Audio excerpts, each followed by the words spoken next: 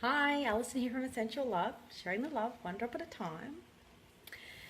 I've been thinking lately about, at the start of the year, people do New Year's resolutions, and I saw floating around a lot on social media how people don't do resolutions. They just pick a word for the year that they want to embody and use.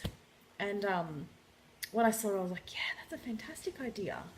But I just couldn't stick to one word. I kept chopping and changing, but I found it. And it's because lately, when I've been talking to people, I keep saying this word. And then it just hit me. I was like, that's my word for the year. That's what I need to embody and, put into everything that I do. And so my word is depth. And it's something that Luke has always talked about a lot, that, he really likes.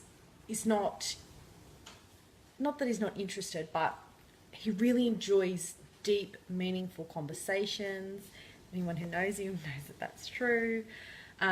Relationships that take it, that little bit deeper, that, people that are open and willing to share that little bit more about themselves. And I think for me this year, it's just really clicked, or lately, it's just really clicked, and it's like, yes, that's what I need to make my year about. So I also worked out the numerology of depth, and it comes to an 8. It's a 5 and a 3 coming to an 8.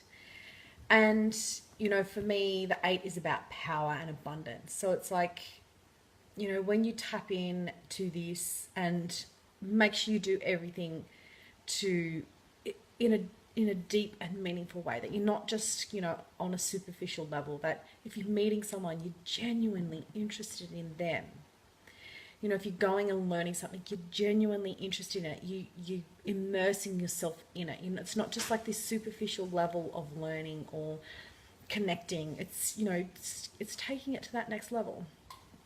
And that's where the power and abundance comes from. It's, when you invest yourself and you actually take the time to spend time with other people and be interested in them, then that's where the power and abundance comes from. You get respect because people know that you're not just paying them lip service. You actually want to know what they're doing and where they've been and who they know and what they do and what are their families like. All of that sort of thing, that you actually really do want to know that. And I think, the 5 and the 3 come into it. The 3 is about this creativeness. So when you do things in a deep and meaningful way, that's where the creativity comes from, because you're actually getting to know a bit more about it, and thinking outside the box with the 5. So it's not just about being in this rigid thing of like, when I talk to people, I ask this, I ask this, I ask this, I ask this. You get in the flow, and because you're so connected, you can think outside the square and you can ask that extra question, or you can offer something from yourself that you wouldn't normally offer. So,